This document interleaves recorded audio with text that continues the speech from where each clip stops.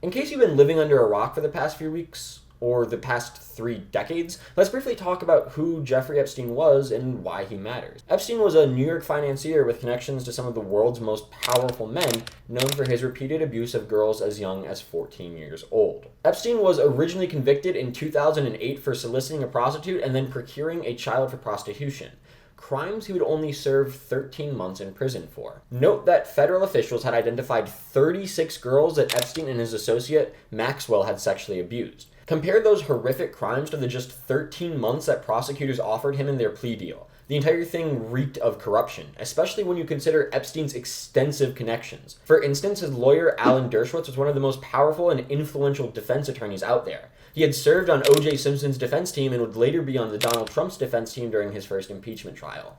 Truly a stand-up guy. After being released from prison, again after only 13 months for sexually abusing 36 girls as young as 14, Epstein would continue his horrific sex crimes. He would make extensive use of his island, Little St. James, where he would fly girls out and keep them captive. One girl at age 15 would attempt to escape by swimming. Epstein and his associates would unfortunately catch her and seize her passport. Another girl who attempted to escape was threatened with physical restraint or harm if she didn't cooperate. And these are just two of many horrific Epstein stories. In 2019, Epstein would again be arrested on sex trafficking charges. A search of his mansion by FBI agents would lead to the discovery of hundreds and perhaps thousands of sexually suggestive photographs of fully or partially nude females, many of whom were underage. Epstein would be sent to the Metropolitan Correctional Center while he awaited trial. One night, his cellmate would be transferred with no one to take his place. The guards that were supposed to check on his cell every 30 minutes didn't follow their protocol and went 3 hours without checking in. Interestingly, 2 of the cameras outside of Epstein's cell malfunctioned. The autopsy declared that he had taken his own life. But, it seemed a little too coincidental, didn't it? All of the factors leading up to his death, the guards, the broken cameras, no cellmate, it suggested that there may have been some foul play involved. And that is how we got one of the most well-known conspiracy theories. The supposed story went that Epstein had incriminating information on some of the most powerful men in the world that led to them killing Epstein to prevent him from revealing them. This helped to spawn the subsequent Epstein client list theory, which claimed that Epstein had a list of clients he kept in case he needed to blackmail them. Thousands of pages of Epstein files from his criminal and civil cases remained classified throughout the next 6 years, infuriating many right-wingers especially. So when Trump was running to take back the White House, he threw a little red meat to his base. He promised to release the Epstein files and the supposed Epstein client list. Just very strange for a lot of people that the list of clients that went to the island has not been made public. Yeah, it's very interesting, isn't it? But yeah, I'd be inclined to do the Epstein. I'd have no problem with it. But something about this was a little interesting, because Trump actually had connections with Epstein and people on the left had been attacking him over this for years. So let's paint a little context about Trump. Trump once told a child that in 10 years he would be dating her on video. He said that if Ivanka Trump wasn't his daughter, he would be dating her. He walked into the Miss Teen USA beauty pageant's changing room. He was deemed civilly liable of sexual assault by a jury. Several dozen women have accused him of sexual assault. And of course, there's the infamous Access Hollywood tape. Now, combine all of this with his connections with Epstein, who Trump once said is a terrific guy. He's a lot of fun to be with. It is even said that he likes beautiful women as much as I do, and many of them are on the younger side, no doubt about it. On top of this, there's multiple pictures of them together from a party Trump threw, and in 2016, an anonymous woman sued Donald Trump and Jeffrey Epstein for sexual assault. This case was retracted, but it's also important to note that this was before Jeffrey Epstein was arrested in 2019. Beyond that, it's nearly certain that he is mentioned in some capacity in the unreleased Epstein files, especially considering that he has been seen in some capacity in the currently released Epstein files and the civil case brought against both him and Epstein in 2016 for sexual assault. So it came as quite a surprise when Attorney General Pam Bondi claimed that she had the Epstein client list on her desk ready to be released. On top of this, they released thousands of pages of the Epstein files, most of which was already public. And then, nothing. No client list was released. The flames would be stoked after Elon and Trump's huge falling out, where Elon would write that Trump was, in fact, in the Epstein files, seemingly in a pretty negative capacity. This lit the internet on fire, obviously. And then the FBI and Department of Justice would release a statement now claiming that after a thorough investigation, FBI investigators concluded that Jeffrey Epstein committed suicide in his cell and that this systematic reveal revealed no incriminating client list. There was also no credible evidence found that Epstein blackmailed prominent individuals as part of his actions. On top of this, they released never-before-seen footage outside of Epstein's cell the night he died. But notably, they cut 3 minutes out and lied about it. The FBI and DOJ lied to the American people about editing the Epstein footage. Like, I know everything in this video is crazy, but just think about that. There are 3 missing minutes of footage that the government is explicitly hiding.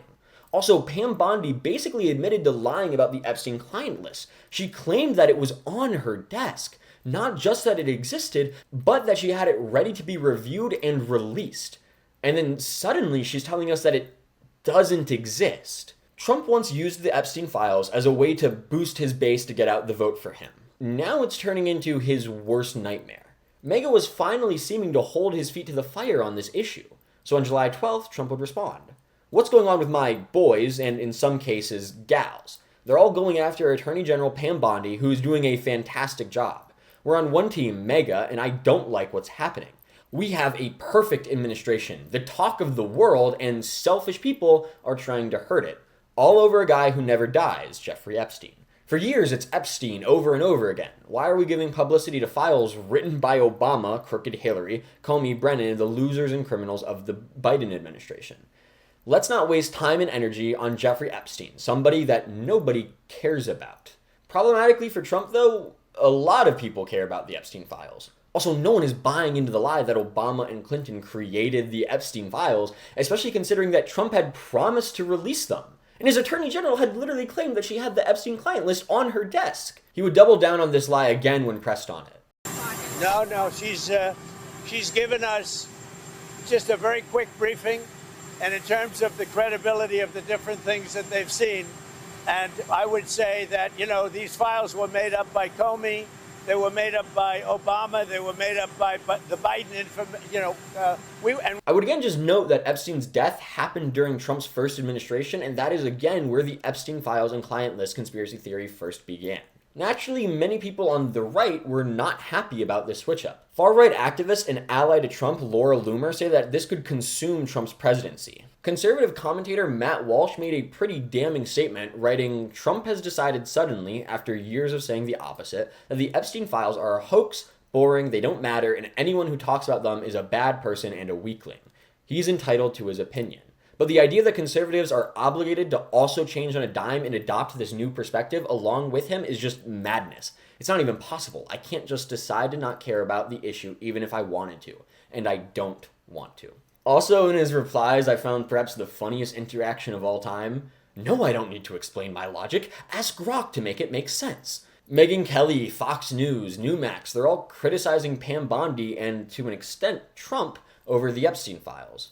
Not everyone is turning on Trump, though. I mean, Charlie Kirk is still being Charlie Kirk. Honestly, I'm done talking about Epstein for the time being. I'm going to trust my friends in the administration. I'm going to trust my friends in the government to do what needs to be done, solve it, balls in their hands. I've said plenty this last weekend. So if you guys want to see my commentary on it, that's fine. Grow a spine, man. And it seems to be getting worse for Trump. Last week, the Wall Street Journal published a letter that Trump allegedly wrote for Epstein's 50th birthday, which concludes, "Happy birthday, and may every day be another wonderful secret." Trump has also denied writing this entire thing and is now suing the Wall Street Journal and Robert Murdoch. Also worth noting, though, the Wall Street Journal isn't a particularly left-leaning paper and is pretty highly regarded as like a factual news publication. Also, interestingly, Trump fired Maureen Comey, a prosecutor of both Epstein and Maxwell, a few days ago. If he's trying to make it seem like he has no connections to Epstein, he is doing a terrible job. Now Republicans have voted to block the release of the Epstein files in both the House and the Senate after Democrats introduced a resolution to begin releasing them. Trump is now trying to distract from all of this, directing Pam Bondi to release the grand jury testimony from the Epstein cases, which will notably only really relate to Epstein and Maxwell and not the other co-conspirators. Naturally, this isn't going to be enough. Jeffrey Epstein has been a shadow that has haunted Trump for years. Worse for Trump, he chose to campaign on releasing the Epstein files.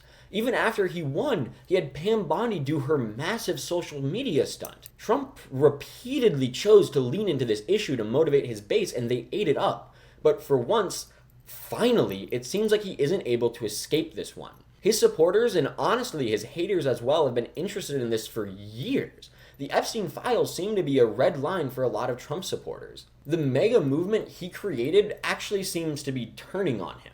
And Trump seemingly doesn't understand how potentially devastating this could be for his administration. The walls for once seem to be closing in on Trump. He's not as charismatic as he was a decade ago or during his first administration, nor does he have the same level-headed leadership around him. He seems fundamentally unprepared to handle this situation. In particular, this seems like something that would lose him a lot of young men that supported his campaign in 2024. Democrats have been wondering how they can win back the podcast bros, young men that consume a lot of political content from podcasters like Joe Rogan or Theo Von. Well, Theo Von is out here criticizing Trump not releasing the list, reposting a video of him interviewing J.D. Vance. Release the list. Seriously, we need to release the Epstein list. That is an important thing. This tweet has 14 million views and 350,000 likes. Also worth noting that Vance is again endorsing the Epstein client list theory, something the administration he's in is now denying ever existed. Elon Musk is still critiquing the Trump administration, the one he used to be a part of, over their handling of the Epstein fiasco. He also wrote his first ever funny tweet, which has 58 million views. Democrats have a golden opportunity here to win a pretty substantial portion of young voters that didn't vote for them in the last election. How can they do this? Well, for starters, they shouldn't listen to Nancy Pelosi. I want to make sure I understand what you mean when you say distraction. Do you think that Pam Bondi going to Alcatraz is meant potentially as a distraction from Epstein, which has not gone over well at all with the president's base? No, I think they're both distractions. Retire. Please, for the love of God, retire, or primary her if she doesn't. In Congress, Democrats should continue pushing for the release of more Epstein files, with personal information about victims retracted, of course. They need to consistently hold Republican legislators' feet to the fire. And if they choose to vote against continuously, you have ad material to run in 2026. I mean, who wants to vote for a congressman that voted to continue hiding the Epstein files? They also need to attack Trump over and over again. They cannot let up. It's clear that Trump seems anxious about his base rebelling against them. If Democrats are smart, they'll know not to let this issue die. They cannot let this be another 2-week news cycle. Representative Ted Lieu is doing a pretty good job of this right now. The Epstein files that have already been released show that Trump is all over the files. He's in multiple pictures with Jeffrey Epstein. There's multiple videos of Trump with Jeffrey Epstein. There are plane logs of Trump on Epstein's plane. There are statements by Trump about Epstein. There are court pleadings of alleged victims of Epstein naming Trump. So we need to have these Epstein files released. Lastly, they cannot get distracted. Trump is going to try and throw out anything, whether he argues that Obama made the Epstein files or that nobody actually cares about Epstein. Democrats need to cut through the noise and stay on message. Trump will not release the Epstein files. The government is editing the jail footage from the night of his death. The Attorney General lied about the Epstein client list. Stick to this message and Trump won't be able to sweep it under the rug come the midterm elections. We don't know what's going to happen with the Epstein files. We don't know if Epstein's associates will ever be held accountable for their horrific behavior. Right now, all you can do is continue pressuring the government. Don't let this story die. Thanks for watching.